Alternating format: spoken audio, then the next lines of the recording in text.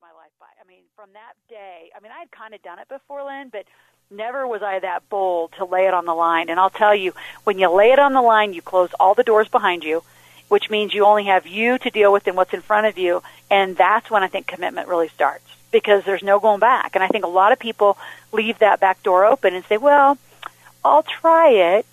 Like when you're that committed, you say yes and figure out how. There's no trying about that. That's pretty much you're going to do it. You're pretty much in at that point.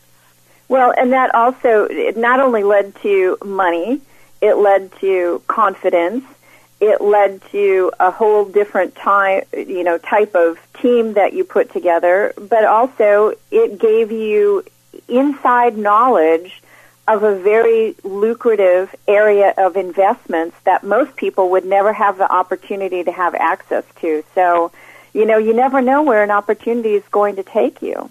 Absolutely. Absolutely. So, and let me just speak to team a little bit, Lynn. I think when people hear team, a lot of people on the call may not, I mean, if you come from corporate America, that's not what we're talking about. And I think in order, I know I'm jumping down our list a little bit, but I'm going to put it in Go here. Ahead.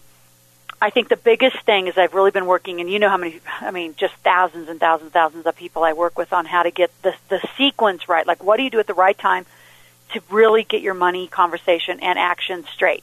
And one of the first team members that has to happen, men or women, is life support. And it took me a while even to figure this out. And I say this is only probably the last 2 or 3 year conversation, because it just came pretty easily for me. Like I just always had life support, meaning I stopped cleaning my house. A long time ago. Had other people helping cook or get groceries or run errands and do dry cleaning. Like, that takes 10, 20 hours a week, depending on how many kids you have and what kind of life, you have, and the chaos and the commute. So if you can start ratcheting that part of your life back, you now have time. And the biggest excuse most people have is because we haven't been team taught, is to do something yourself. And so to just live a life is a lot of work. I mean, like we live up here in Tahoe. I mean, I'll tell you a new whole thing that came into our life was snow, shoveling snow. I mean, literally, that is like an enormous task. And you talk about life support. I mean, either you're tucked in for a few days, or you go have somebody help you get 5 feet of snow out of your driveway so you can back out of the garage. I mean, everybody has their funny little story about their extra thing they have to do. And I've, got 2 kids, one who's 16 months, one that's 8. I mean, all that has to be taken care of. And I promise you, once you get your life supported, you will get a lot of life back then to work on your passion and your thing. And I'm not saying that your own personal life and your kids is not passion. I'm talking about making and creating new cash in your life. And making and creating new cash with the thing you like to do, you've got to free yourself up and get your head space about it. I mean, there's so much, Meyer day-to-day stuff that people get into. They aren't even freed up psychologically or emotionally to be able to really pursue something they want to pursue. And while we're talking about that, because in your latest book, The Millionaire Maker's Guide to Creating a Cash Machine for Life, you say that people shouldn't make their first business venture what they're passionate about, but isn't passion what really distinguishes super successful people? I think you get to live it. So here's my funny thing that I always say. The book that was written, Do What You Love and the Money Will Come. Well, I was also in The Secret, and I think that obviously it was hands down a home run worldwide. And the piece that I believe, and I know a lot of my other co-authors, you know a lot of them too, Lynn, believe that was a little too edited out, or really edited out, let's be honest, was the move your feet and actionable part.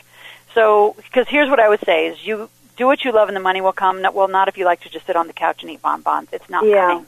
It's not coming. You have got to move your feet towards what it is you want. And I really think the actionable part is what the universe really sees as commitment. And so I go very, very tactical. I say, so if you already know something and you've made money at it, I can help you learn entrepreneurial skills, and we can do all that. But for somebody who's never, ever made money, let's just say this writer that I met this weekend, outside of corporate America, she's never made money writing. And here, it was funny. She said, but I don't like to write anymore. I'm just frustrated. I don't want to write. I said, well, I would challenge that. I would think that at some point in your life you loved writing, and if you actually knew how to make money at writing, you'd love it again. She's like, well, that's a great perspective. I bet I would. Because a lot of people sort of fall away from their passions when they can't figure out how to make money. And the problem is that I think they're pushing on the wrong thing. They don't need to be pushing on their passion and that technical thing.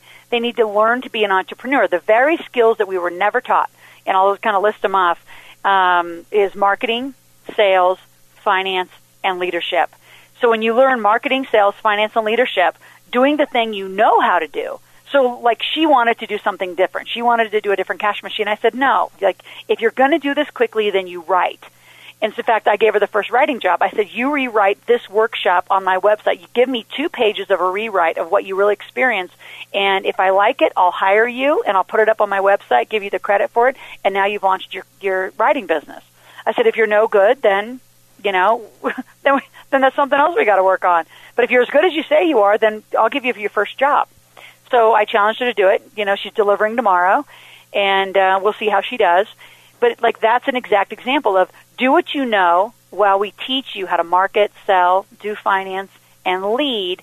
Because now as an entrepreneur, I truly have seen it, not just know it, I've seen it, that you can do any widget. So, like, she wanted to kind of move off and do a network marketing company, and I said, you get to do that when you're more of an entrepreneur. So without any entrepreneurial skills, marketing and sales, especially marketing and sales, you can move to a different widget, but that widget's still not going to make you money because you still don't know how to create. And marketing is all about creating. So I think that you need to do your first one and get up and running and be an entrepreneur, and then do what you love as many times as you want, because as long as you're an entrepreneur, which is really the core of what we want to teach you, is how do you really create cash, sustain cash, maintain cash, keep cash, cycle cash. Well, until then, how does she stay excited and motivated if she's not necessarily passionate about this business at this particular point? Well, you should have seen how excited she was when I gave her the work, because it was something new and creative.